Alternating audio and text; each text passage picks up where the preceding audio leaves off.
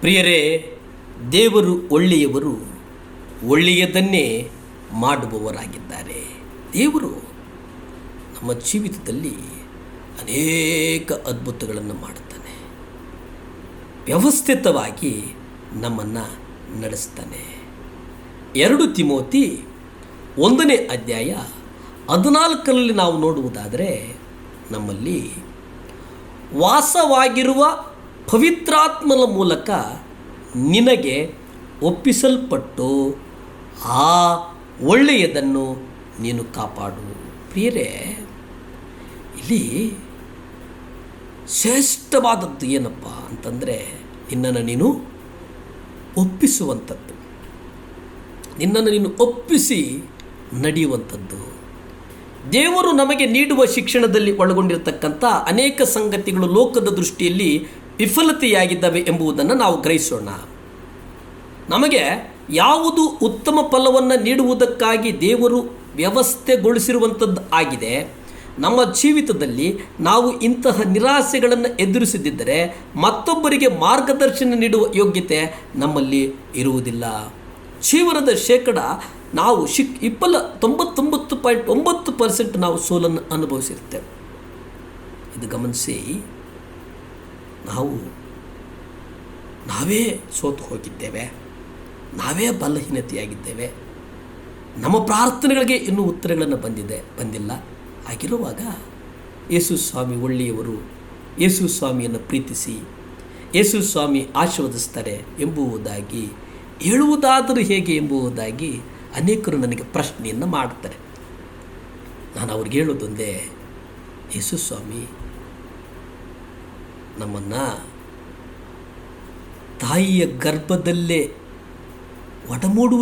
ಪಿಂಡ ಒಡಮೂಡುವುದಕ್ಕಿಂತ ಮುಂಚೆ, ಈಗೋ ಇವನು ನನ್ನ ಮಗನು, ಈಗೋ ಇವಳು ನನ್ನ ಮಗಳು ಎಂಬುದಾಗಿ ಕರೆದನಲ್ಲ. ಇವತ್ತು ನೀವು ನಿತ್ಯ ನಿರಂತರವಾಗಿ ಉಸಿರಾಡ್ತಾ ಇದ್ದೀರಂತಂದರೆ ಅದು ಕೇವಲ ಕರ್ತನ ಕೃಪೆಯಲ್ಲವೇ ಎಂಬುದಾಗಿ ನಾನು ಹೇಳ್ತೇನೆ. ಪ್ರಿಯರೇ, ಆಗ ಅನೇಕರು ನಮ್ಮನ್ನು ಒಪ್ಪಿಸಿಕೊಟ್ಟಿದ್ದೇವೆ ಎಂಬುದಾಗಿ ನನಗೆ ಹೇಳಿರುವುದನ್ನು ನಾನು ಗಮನಿಸಿದ್ದೇನೆ. ಕರ್ತನ ಕರುಣೆ ನಮ್ಮನ್ನು ಕಾಯ್ತದ ಎಂಬುದಾಗಿ ಮತ್ತೆ ಹೇಳ್ತಾರೆ. ನಾನು ಹೇಳ್ತೇನೆ, ಆತನ ಕರುಣೆ ನಮ್ಮನ್ನು ಕಾಯ್ತದೆ, ಅದಕ್ಕೆ ಆತನನ್ನು ಕಾರುಣ್ಯಮೂರ್ತಿ ಎಂಬುದಾಗಿ ನಾವು ಆತನನ್ನು ಕರಿತೇವೆ ಎಂಬುದಾಗಿ ನಾನು ಹೇಳುವುದಕ್ಕೆ ಇಷ್ಟಪಡ್ತೇನೆ. ಪ್ರಿಯರೇ, ಕ್ರಿಸ್ತರಾದ ನಮ್ಮ ಸಾಕ್ಷಿಯ ಗುಣಮಟ್ಟ ಈ ಲೋಕದ ಗುಣಮಟ್ಟಕ್ಕಿಂತ ಬಹಳ ಉನ್ನತವಾಗಿರಬೇಕೆಂಬುದಾಗಿ ನಾನು ಆ ಮಕ್ಕಳಿಗೆ ಹೇಳ್ತೇನೆ. ನಮ್ಮ ಆತ್ಮಿಕ ಹೋರಾಟಗಳಲ್ಲೂ ಸಹ ಶಿಕ್ಷಣದ ಒಂದು ಭಾಗ ಎಂಬುದಾಗಿ ನಾವು ಗ್ರಹಿಸುತ್ತೇವೆ. ನೀವು ಇಹಲೋಕದ ಪದವಿಗಳಿಗಾಗಿ ಬಹಳಷ್ಟು ಶ್ರಮಿಸುವಾಗ ನಿತ್ಯತ್ವದ ಸ್ವರ್ಗೀಯ ಪದವಿಗಳಿಗಾಗಿ ಎಷ್ಟು ಪಟ್ಟು ಹೆಚ್ಚಾಗಿ ಶ್ರಮಿಸಬೇಕು. ಸಮಯ ಕಡಿಮೆ ಇದೆ, ಆದರೆ ಈ ಲೌಕಿಕ ಕಾರ್ಯಗಳ ನಡುವೆ ನಮ್ಮ ಮನಸ್ಸಿನ ದೃಷ್ಟಿಯನ್ನು ನಿತ್ಯತ್ವದ ಕಡೆಗೆ ತಿರುಗಿಸಬೇಕು. ನೀನು ಎಲ್ಲ ವೇಳೆಯಲ್ಲಿ ಸ್ವತಃ ನಿನ್ನನ್ನು ನ್ಯಾಯ ತೀರ್ಪು ಮಾಡಿಕೊ ಮತ್ತು ಸದಾಕಾಲ ನಿನ್ನನ್ನು ಒಳ ಜೀವಿತದಲ್ಲಿ ಕರ್ತನೊಂದಿಗೆ ಪರಿಶುದ್ಧತೆಯಲ್ಲಿ ನಡೆಯುವಂಥದ್ದು ಬಹಳ ಮುಖ್ಯ ಅಲ್ಲವೇ?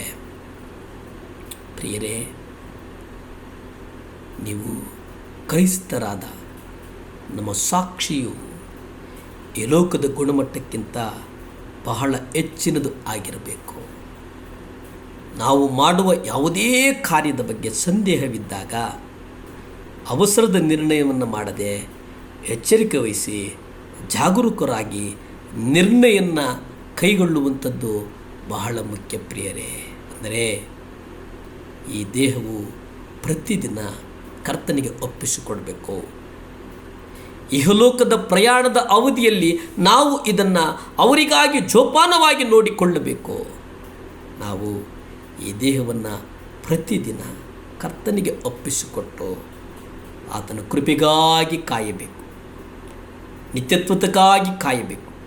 ಆ ಮೂಲಕ ನಮ್ಮ ದೇಹಗಳು ಎಲ್ಲ ಪಾಪಗಳಿಂದ ಶುದ್ಧೀಕರಿಸಲ್ಪಡುತ್ತಾ ನಮ್ಮ ಜೀವನದ ಪ್ರಯಾಣವು ಕೊನೆಗೊಳ್ಳುವವರೆಗೂ ಪವಿತ್ರವಾಗಿ ಸಂರಕ್ಷಿಸಲ್ಪಡುತ್ತದೆ. ಪ್ರಾರ್ಥಿಸಿಕೊಳ್ಳೋಣ. ಭೂಮಿ ಆಕಾಶಗಳನ್ನು ಉಂಟು ಮಾಡಿದಂಥ ಸರ್ವಶಕ್ತನಾದಂಥ ದೇವರ ಸ್ತೋತ್ರಪ್ಪ. ಸಹಾಯ ಮಾಡ್ತೀನಿ ಸ್ವಾಮಿ. ವಿಶೇಷವಾಗಿ ದೇವರೇ ಅಪ್ಪ, ಕುಟುಂಬಗಳಿಗಾಗಿ ಪ್ರಾರ್ಥಿಸ್ತೇನೆ. ಕುಟುಂಬದಲ್ಲಿರ್ತಕ್ಕಂಥ ಗಂಡ ಹೆಂಡತಿ ಮಕ್ಕಳಿಗಾಗಿ ಪ್ರಾರ್ಥಿಸ್ತೇನೆ ಸ್ವಾಮಿ. ಅವರೆಲ್ಲರೂ ದೇವರೇ ಅಪ್ಪ, ಸಭೆಗೆ ಎಲ್ಲರೂ ಬರಬೇಕಪ್ಪ, ಸಭೆಗೆ ಬಂದು ನಿಮ್ಮನ್ನು ಆರಾಧಿಸಬೇಕಪ್ಪ. ಆ ಕೃಪೆ ಕೊಡು, ಆ ಪ್ರೀತಿ ಕೊಡು, ಒಂದು ನಿತ್ಯತ್ವ ಕೊಡು ಸ್ವಾಮಿ. 7 ಲ್ಯಾಂಪ್ ಚಾನಲನ್ನು ಆಶೀರ್ವದಿಸಯ್ಯ, ಮಕ್ಕಳನ್ನು ಆಶೀರ್ವದಿಸು. ಯೇಸುವಿನ ನಾಮದಲ್ಲಿ ಬೇಡಿ ಬಂದು ಆಶೀರ್ವಾದಗಳನ್ನು ಹೊಂದ್ಕೊಳ್ತಾ ಇದ್ದೀವಿ ಪರಮ ತಂದೆಯೇ. ಆಮೇನ್, ಆಮೇನ್, ಹಲ್ಲೆಲೂಯಾ.